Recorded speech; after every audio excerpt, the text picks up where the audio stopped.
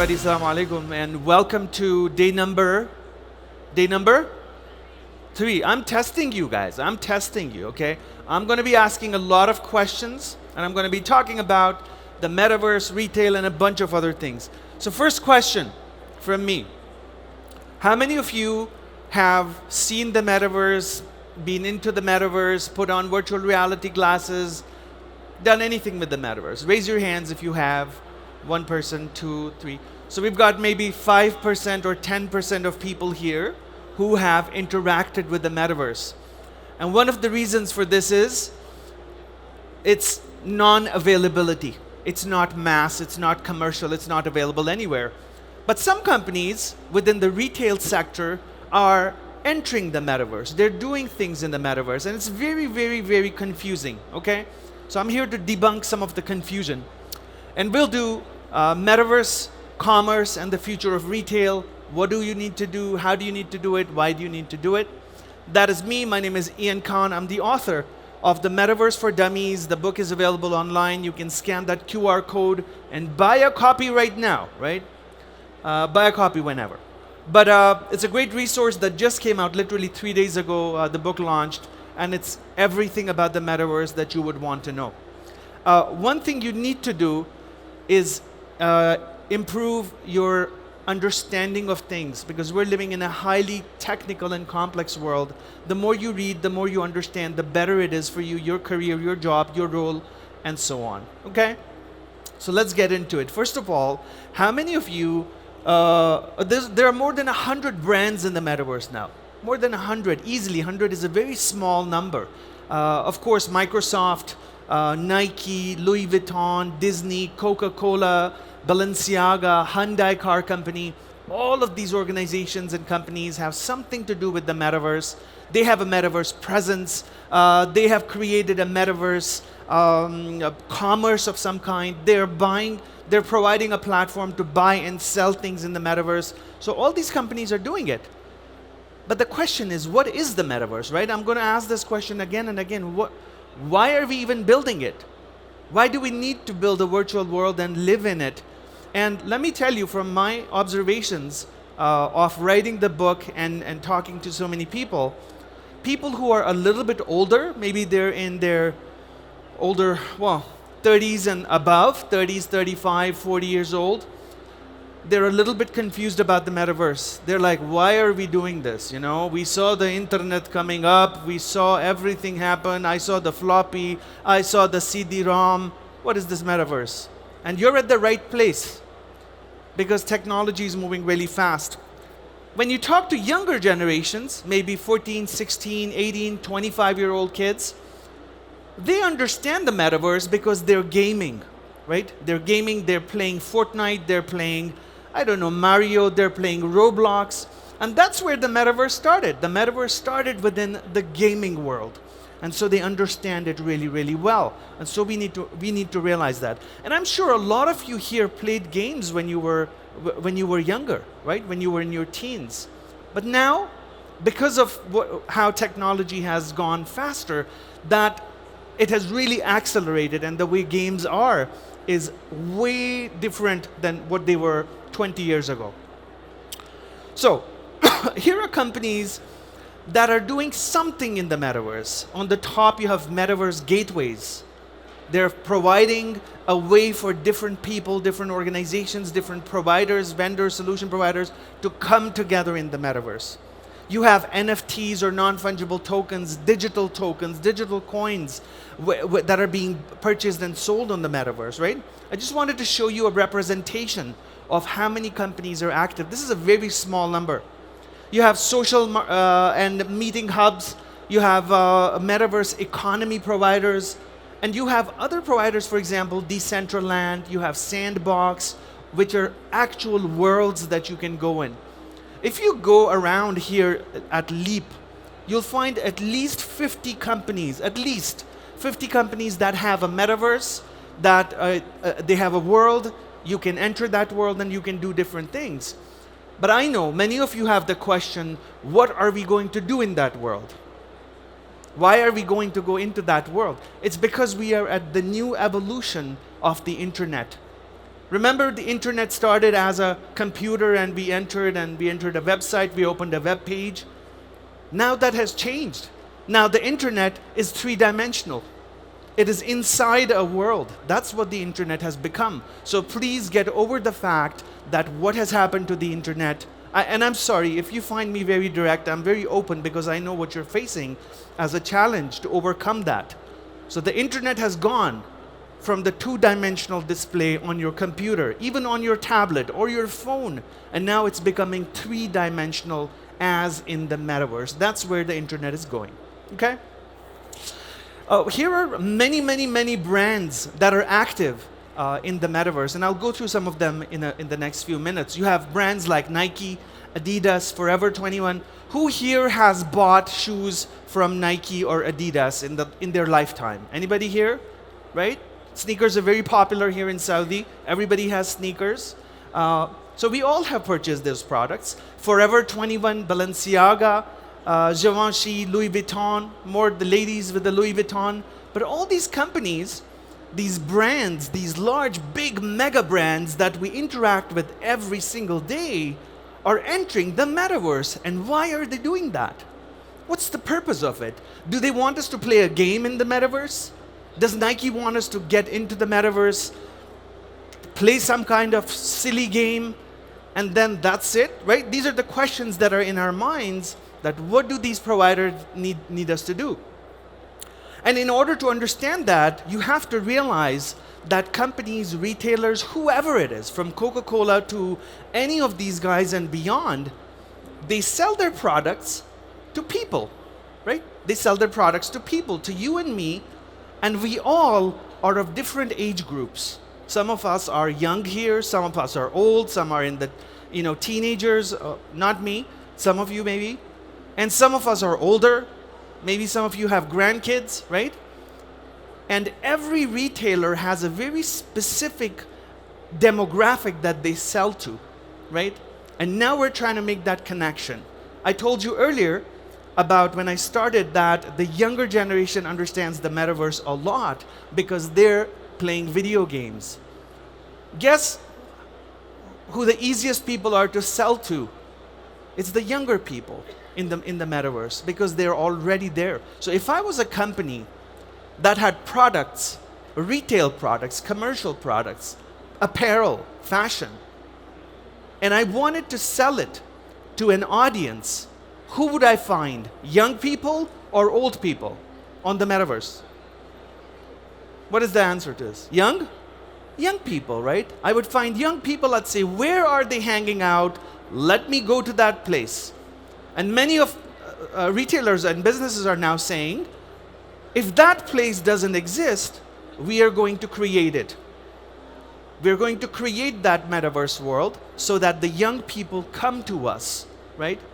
And now many companies, for example, Decentraland, Sandbox, and many others have created worlds in the metaverse. And they're saying, this is a world, this is like Leap, and many companies can now come here and sell their products or be here and have their presence. And so me as Nike, I might say, I'm going to go into Decentraland and build my presence there, and I'm going to interact with the younger generation. I'm going to interact with people who are in Decentraland as that virtual world. And that's what's happening. In my humble opinion, I feel we're at a very initial stage of the metaverse. We are in a very beginning, like an early beginning, where the internet was maybe in the late 1980s. That's where we are with the metaverse right now. But there's a lot of hype. There's a lot of hype because a lot of money is being spent on the metaverse and things like that. Like last year, I think Facebook spent $20 billion. Microsoft is spending billions of dollars, and many companies are spending billions. So when we talk billions, of course, it's full of hype, and we're like, what is going on? Maybe this is something important that I should pay attention to. And that's the only thing that's pushing the conversation. But we should understand it more from what is the impact, where is it going, what are the opportunities? Because I really believe the metaverse is a gateway to a new career paths, to new commerce opportunities, and so on. So let's look at a few examples before time runs out. So this is Coca-Cola. This is their presence on the metaverse. This is one of their virtual avatar products. This is a jacket, a virtual jacket, okay? Some things I'm going to say are not going to make sense, but this is how it is these days. This virtual jacket can be worn by your virtual avatar. So within the metaverse, you can create a fake presence, a virtual presence, a representation of you. Maybe it looks like a cartoon figure that you might have seen, and you probably maybe like it or don't like it. But now you can buy this. This is a digital product. And imagine we all are in the metaverse, right? We all are in the metaverse, and I'm wearing this hoodie, this jacket, and maybe you're wearing Balenciaga shoes, and somebody else has Louis Vuitton shoes, and we all are now showing each other what we have. Just like here, you have different brands, and you're wearing different brands. And that is how a new digital world is evolving, new virtual reality worlds are evolving. And younger generations, people who are on the metaverse, are spending a lot of time in that virtual world, where they're expressing themselves, they're meeting friends, they're meeting other people, they're doing different things. And if you're not on the metaverse, then this is what they're doing, right? This is a new evolution of technology. You have Adidas that sells shoes, just like Nike, Adidas.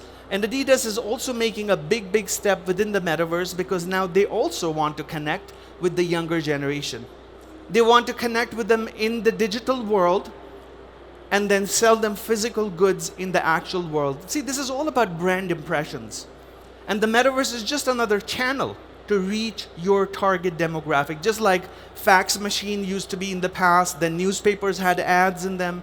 Then we have internet, then we have internet advertising, then it's social media, then we have Twitter, Snapchat. There's so many different platforms, and the metaverse is another platform where you can be, okay? So please help if you follow me, then that's the easiest way to understand what the metaverse is. There's nothing to be scared of. You have brands like Forever 21, really targeted at younger females who are into fashion. It's not expensive. It's not a big brand that's very expensive, and so average, ordinary people can also can interact with the metaverse. And brands such as these are touching people and trying to be in their face in the digital realm, in the digital world, right? More examples. Balenciaga, a little bit more expensive product, right? More fashion. Not everybody wants to buy Balenciaga, but people who are fans of Balenciaga would definitely want to check it out. How many of you have a product by Balenciaga here, have purchased it? We've got a few people, right? Wouldn't you want to check your favorite brand on the metaverse? Like, hey, let me check out Balenciaga on the metaverse. Let me go see what they're doing and what it's all about. And so that's what the journey is. What retailers are doing, where metaverse commerce is going, is how do we continue holding the hands of our customers, of our clients, of our buyers, of our fans, so that we continue this journey with them and we don't separate, so that they don't go away from us, right? This is what retailers are trying to do. If you're a retailer who's selling a product here, then this is a possible journey for you as well to get into the metaverse. If not, you can just go check it out. Nike's been doing a lot on the metaverse. They kind of started as one of the first companies that established their presence. Of course, they're very active, and Nike is a very loved brand across the world. So it's not a surprise that they ended up doing something in the metaverse. So things to watch out for. You've got Spotify that's doing something, so a different type of a brand. But Tommy Hilfiger, you have H&M that has entered the metaverse. And so a lot of different providers, retailers are in the metaverse trying to interact with their customers and trying to make that relationship and keep building that relationship, right, at a new level. Here are 7 rules. If you are a retailer, here are 7 rules to rule the metaverse, right? Number 1, the metaverse is not for everyone. And find the right reason to be on the metaverse as a brand. So the assumption that if you are anybody, you should be on the metaverse. So if somebody says that to you, don't talk to that person, okay? That's not the right guidance for anybody. That, hey, are you a pump manufacturer? Yes, I am. You should be on the metaverse. No, you shouldn't be on the metaverse, right? So the metaverse is not for everybody. It's not suitable for every business. Please find a reason to be on the metaverse. If your audience, if your demographic, if your target customer is on the metaverse, then it could be one of the channels for you to reach them, to sell to them, to market to them. Okay, that's rule number one. Rule number two, establish your brand on the metaverse is going to be a slow process. Don't expect magic to happen. Don't expect that today you'll join the metaverse, create your world, and next day you'll have millions of people buying your products. It's not going to be that, okay? So please deflate your over expectations with the metaverse. It's going to be a slow process. It's going to take a few years before something tangible happens. Rule number three is think about engagement first. Think about, as a retailer, as a brand, think about building a relationship rather than selling on the metaverse. Selling is, you've got to have so many different touch points before people actually buy a product from you. But the metaverse is an option for you to stay in touch with your customers, to give them those impressions, to interact with them, and so that they know who you are and what you're doing. Participants on the metaverse are informed, intelligent, and prone to the subscription economy model. One of the things that is becoming very popular is the subscription economy, where you subscribe to things. For example, software subscriptions, of course, but also the economy where you're not buying products anymore. You're not buying a home. You're just leasing it, renting it, car rentals, so on, Airbnb, and that model of engagement is becoming very popular. So this rule is all about thinking differently and not just doing one transaction, but thinking about how do I sell in smaller increments. So that's kind of the theory behind it. Rule number four, when in the metaverse, a majority of your audiences are younger generations. They're not older people, right? They're not even in their 30s or 40s. They're younger generation, teenagers, pre-teens who are there. And so you've got to keep that in mind. And if your product suits them, then you have to give them those choices of engaging with your product. I created this yesterday. Rule number 5 is have at least a 3-year metaverse strategy in place. If you're doing anything less than that, you're just wasting time, energy, and resources. If you have a 1-year strategy for the metaverse, you have a severe lack of vision. Literally, you don't know what you're doing, okay? If you have a 2-year strategy for the metaverse, that you're going to do something incredible on the metaverse in 2 years, then you're hoping for a miracle. It's not going to happen, okay? 3 to 5 years is something realistic. Think about building a relationship, and you still should be ready to fail. Okay? Because it's not guaranteed that if you go on the metaverse, then it's going to make you a trillionaire, right? Be ready to fail on the metaverse, and that's how you learn. Next rule, and we're almost at the end now, get ready to work with NFTs, cryptos, and digital assets. That's what is being traded and sold on the metaverse. Like I showed you that jacket by Coca-Cola, it's a digital asset. Physical goods are not being exchanged, but it's more digital assets right now. So you have to understand how they work, right? If you buy my book, it'll tell you how they work. So shameless plug for my book. But it's all connected. All these things are connected, and you have to educate yourself more than ever before to understand what the hell is going on. A last rule. The metaverse is currently evolving with a lot, and a lot has to be done still. So you have to experiment, collaborate with others, ask other people what they're doing, learn from their mistakes, and then move on slowly. And this is kind of the picture of the metaverse, of whether you're a retailer, you're any company, any organization, this is how it's gonna work. Last but not least, you need a metaverse plan. You need a specific strategy for the metaverse. You can't just wing it. It's not the same as email marketing. It's not the same as running ads on Google. You need a very specific metaverse strategy. You need specific people who can think of how to push products on the metaverse, design products for the metaverse, create engagement for the metaverse, and then there's a chance you will succeed. Okay? But more than anything, engage, learn, and keep on doing that. If you want a copy of this presentation that I just had, scan that code and put your email in there, and I'll send you the PowerPoint. Any questions? I'm more than happy to take a couple of questions. I think we're almost end of time as well. Okay, one question, one and a half question if I push it. Any questions at all? I'm more than happy to answer. Go ahead, sir. There's a mic coming for you.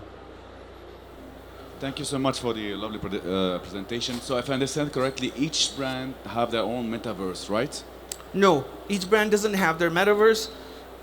Some brands, many brands, most brands are on some kind of a shared metaverse. So Roblox, maybe many of them are on Roblox, many of them are on Decentraland, many of them are on Sandbox. So not everybody has created their own world, but they all have created a presence in these big metaverses that somebody else has created.